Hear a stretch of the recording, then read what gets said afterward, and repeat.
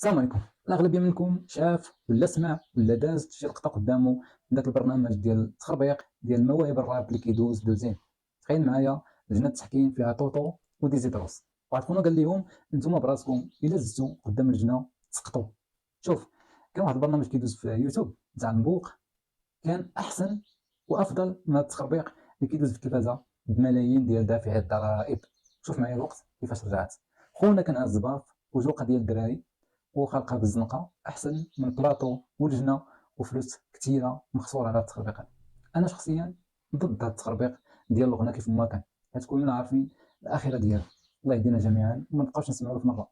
غير هو ديما كيجيني واحد التساؤل، علاش مواهب ديال القران، مواهب ديال التجويد، حيدتوا ذاك البرنامج اللي كان ناجح، ودابا كثرتوا الغنى، كثرتوا الشطيح، كثرتوا الفضايح. الله يدير شي سوي ديال الخير. الله يهدينا جميعا. السلام عليكم.